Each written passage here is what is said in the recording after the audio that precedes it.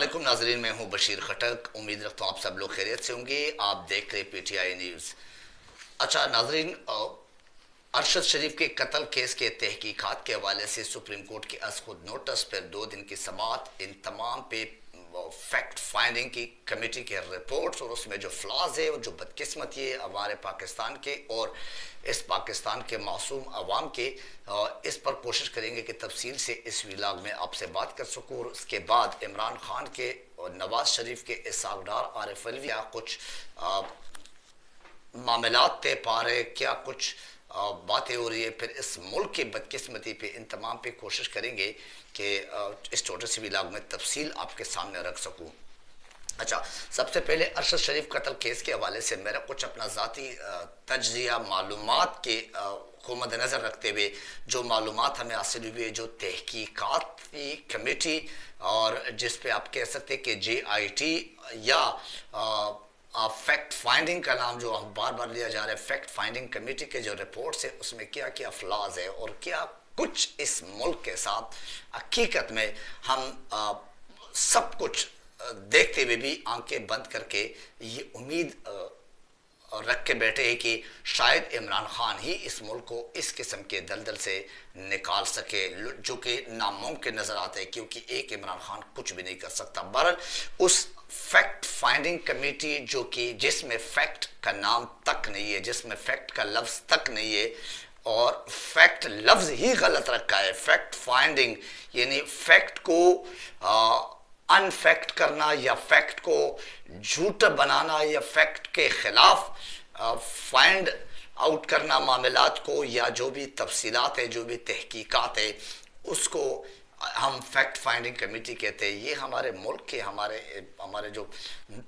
रवायात है, हमारे जो पाकिस्तान अब तक 75 साल से चल रहा है, इस तमाम के मजाक उड़ाने के मुतरादिफ है। हकीकत में इन्हें नाम हम वो देते जिससे लोग बेवकूफ़ बन जाए, काम हम वो करते जिससे खुद तो बेवकूफ़ है, ये दुनिया को बेवकूफ़ बनाने वाले काम। इन्हें दुनिया के सामने पाकिस्तान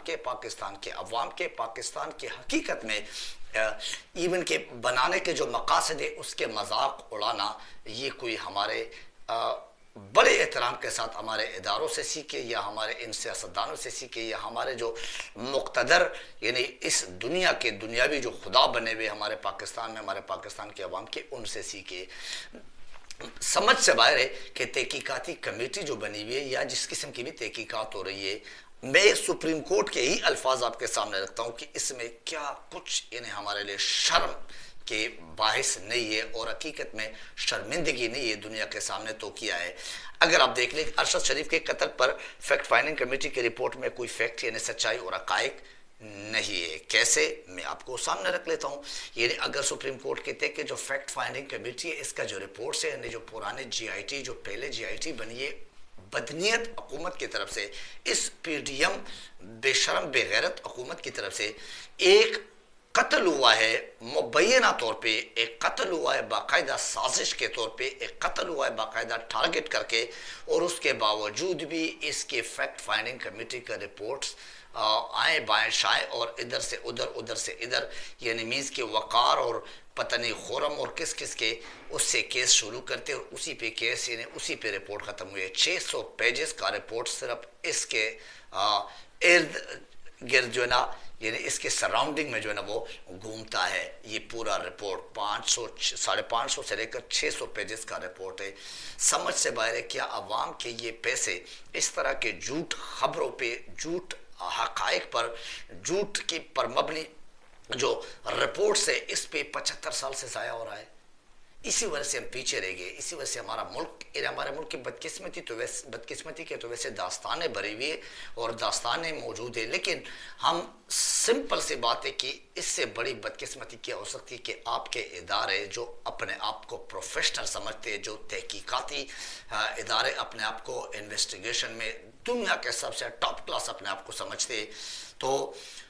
उनके रिपोर्ट्स पे खुद सुप्रीम कोर्ट कहते हैं कि ये मजाक है, यानी मीन्स ये लोगों के आंखों में जो ना वो धूल डालने के सिवा कुछ नहीं है, यानी लोगों को बेवकूफ़ बनाने के सिवा कुछ नहीं है। कहा जाता है कि इसमें किसी किस्म के कोई फैक्ट नहीं है इस फैक्ट फाइंडिंग कमेटी के रिपोर्ट्स में। यानी ये सरासर गलत रिपोर्ट से शुरुआत भी गलत, फिर उसके बाद जो जो भी बातें होती है, जो सवालात हुए, सुप्रीम कोर्ट ने जो सवालात किए एडिशनल अटॉर्नी जनरल से, फिर उसके बाद जो इन्वेस्टिगेशन डीआईजी आईजी से और उनके जो बहुत सारे सीनियर ऑफिसर्स थे वो सारे उसमें मौजूद थे कल। फिर उनकी वालदा ने जो लेटर में लिखा, फिर जो नाम लिखे, 7 नामों का जो उन्होंने हो सके तो मैं आपके सामने स्क्रीन पे चला भी लूँगा, 7 नामों के 7 लोगों के नाम लिखे। तो जिस इदारे के बड़े ही इन्वॉल्व हो, क्या वो इदारा फैक्ट फाइंडिंग काम कर सकते हैं, यानी हकायक सामने ला सकते हैं, सच्चाई पे और हकायक पर मबनी क्या रिपोर्ट वो तैयार कर सकते हैं? क्या ये मानने की बात है? क्या ये सोचने, यानी ज़मीर अकल मानते हैं ये? बिल्कुल ही नहीं। तो इसको अगर देखा जाए तो ये हकीकत में मजाक नहीं है। तो क्या ये दुनिया के सामने हम जो इदारे हैं हमारे इदारे और हमारे जो इन इदारों में लोग बैठे हुए जो फरिश्ता सिफत लोग हैं, जो पाकिस्तान के करीम है माशाल्लाह, CSS PMS और PCS करके अगर ये आए हुए हैं, तो आप अंदाज़ा ही लगा लो कि अगर आपका क्रीम का ये हाल है तो पाकिस्तान के आम आवाम का क्या हाल होगा और उनके साथ कौन कौन सी इज्तिमाई ज़्यादती नहीं हो रही होगी। अच्छा, सिर्फ सियासतदान नहीं है जो नाम दिए गए, उसमें सियासतदान का नाम नहीं है, उसमें तमाम आपके इदारों के नाम है, उसमें आपके ISI के नाम है, उसमें आपके जो रिटायर्ड जनरल बाजवा है उसके नाम है और उसके कारनामे अभी मैंने आपको पहले भी लाग में भी कहा था, 2-4 भी लाग में मुसलसल मैंने कहा है कि उसमें आपको बहुत कुछ नज़र आ रहे हैं। इसके वर्दी उतरने दो और ये अभी आपको सामने आ रहा है। ये एक मान है, शहीद की मान है, ये सब कुछ अपने लेटर में लिख के दिया है चीफ जस्टिस को, उमर अता बंदियार साहब को। तो आप अंदाज़ा लगा लो कि आपके साथ क्या कुछ हो रहा है और आप हमारे साथ हमेशा जो कुछ भी हो रहा है उसमें इस किस्म के इन्हें अगर आप ब्यूरोक्रेसी से ले लें, फिर अदल इंसाफ के इदारे से ले लें, फिर आप अपने आर्मी जो आपको तहफ़्फ़ुज़ दे रहे, जो आपके माशाल्लाह मुल्क को सिक्योरिटी दे रहे, उनके इदारों के दे रहे, तो ये सारे इन सब के बड़े ही इसमें इन्वॉल्व होते हैं, मुलविस होते हैं। तो क्या ये जितने भी ज़्यादती और जुल्म है इसके लिए पाकिस्तानी अवाम ही पैदा हुए? क्या पाकिस्तान इसलिए आज़ाद किया था कि इनके अवाम के साथ फिर इस तरह किया जाए, इनको बाकायदा मुबैना तौर पे भगाया जाए, बरहना किया जाए, नंगा किया जाए, उनको बाकायदा तौर पे इतना तंग करे कि या वो खुदकशी करे या वो अपने हार्ट अटैक और ब्रेन हेमरेज जैसे मामलात तक पहुँचे, उस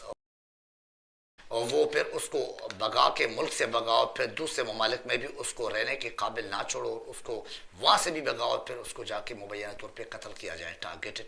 कत्ल किया जाए। ये एक नहीं है, इससे पहले भी बहुत हुए हैं, लेकिन वो भूल जाते हैं क्योंकि मैंने पहले भी लाभ में भी कहा था कि हमारे अवाम जो वो जज्बाती भी है, लेकिन उनकी हमारी भूल भी बहुत ज़्यादा है। हम 6 महीने 4 महीने से ज़्यादा एक बात याद रख नहीं सकते। हमारे साथ हर 4-6 महीनों में, और अगर इस्टेब्लिशमेंट की करतूत देखे तो वो हर 10-12 साल बाद ही इस किस्म के एक जो है ना फ़िरौन निकल आता है और वो फ़िरौन फिर पूरे इदारे के, पूरे मुल्क के और पूरे पाकिस्तान के अवाम की बदनामी का जो है ना वो बायस बन जाता है और वो बदनामी वाले काम शुरू कर देते हैं। बाहर स्टार्ट में हर एक अच्छा होता है, लेकिन एंड उसके जो आखिर 6 महीने 4 महीने होते हैं वो बहुत ख़तरनाक इदारे के लिए भी, लोगों के लिए भी और पाकिस्तान के मईशत के दो या सियासी इस्तेहकाम के दो या बाकी जो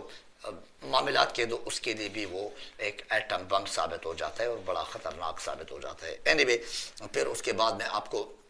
तो उसमें जो फैक्ट फाइंडिंग के हवाले से मैं आपको बात कर रहा था कि पाकिस्तान के इतने बड़े अखराजात पर चलाने वाले जो इदारे हैं, वो अगर आखिर में आपको यही फैक्ट दे दे जिसको सुप्रीम कोर्ट अपना ही सुप्रीम कोर्ट वो इसको रद्द करते हैं और वो इसको समझ लेते हैं, बच्चा समझ लेता है, तो इन मीन्स टोटली फैक्ट के मनाफी अगर आप रिपोर्ट तैयार करें, आप हकायक सामने लाएं, तो ये हकायक तो नहीं हुए, नहीं तो हकायक के नाम पे आप वाकई अवाम को या पाकिस्तान को गाली दे रहे, वो भी इंटरनेशनल प्लेटफॉर्म पे खड़े होके। ये प्रोफेशनल लोग हैं माशाल्लाह, जो कि बरहना करना, नंगा करना अपने अवाम को, उनको मार पीट तशद्दुद करना और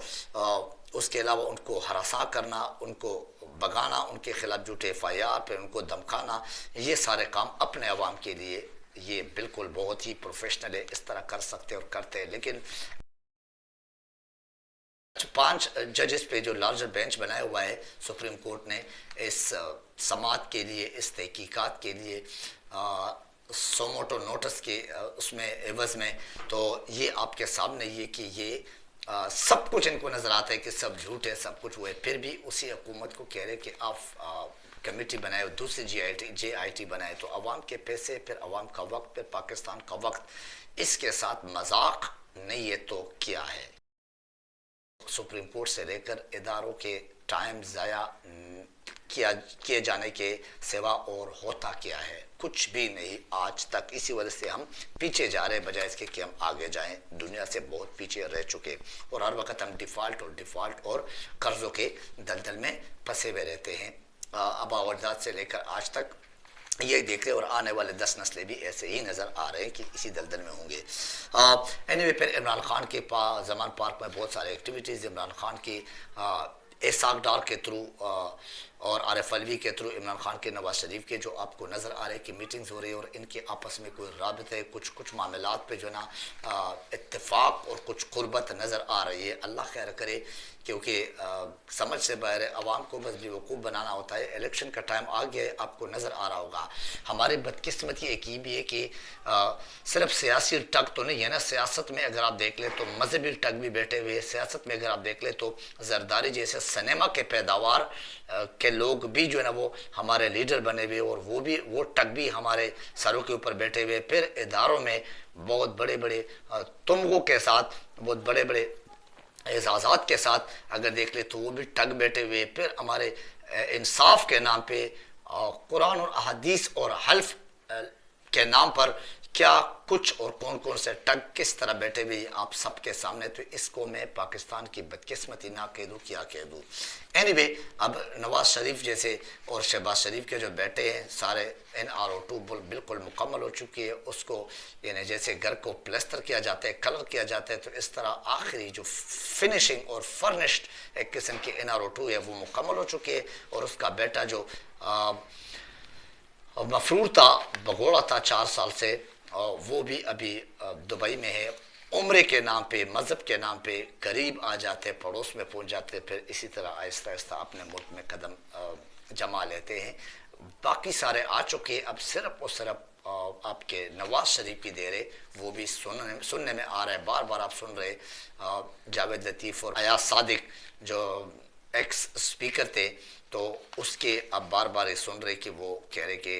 दिसंबर के एंड में या जनवरी के स्टार्ट में नवाज शरीफ भी आ जाएंगे, तो भी करेंगे। इन अवाम को आप किस तरफ लगाएंगे, इन अवाम को आपने किस चक्कर में जो है ना वो घुमाया है 75 साल से आज तक और घुमा रहे हैं। तो फिर किसके साथ कौन से एहतसाब हो रहा है, और एहतसाब के इदारे किधर गए। एहतसाब के इदारे सारे जो है ना मर गए, सो गए, उनको सुला दिया है, क्या उनको नशे की गोलियाँ दे दिए कि सो जाए, आप आराम फरमाए, बस तनख्वाहें आपको मिल रही है, आवाम के टैक्सेस के पैसे वो आपके घरों में, आपके जेबों में, आपके बच्चों की, आपकी फैमिली की अयाशी के लिए आ रहा है। आपको क्यों परेशानी है, बस आपके पैसे चाहिए, पैसे आपको आ रहे हैं, मिल रहे हैं आपके अकाउंट्स में। तो ये है आपके पाकिस्तान की बदकिस्मती, ये हमारे पाकिस्तान की अवाम की बदकिस्मती। और शर्म इज़्ज़त की परवाह भी उन लोगों के लिए जिनकी इज़्ज़त होती है, जिनकी कोई शर्म और हया बाकी भी रह गई हो। तो इस तरह के हमें कुछ नज़र तो आ नहीं रहा है। बहरहाल अब इलेक्शन का माहौल है, इलेक्शन की जो है एक सियासी पारा है वो चल रहा है, क्योंकि इलेक्शन कमीशन भी अभी स्क्रीन पे नज़र आ रहा है। आज के इस व्लॉग से मुझे इजाज़त दीजिए। अपना ख्याल रखिए, अपने इर्द गिर्द के लोगों का ख्याल रखिए। अल्लाह हाफ़िज़ नासिर।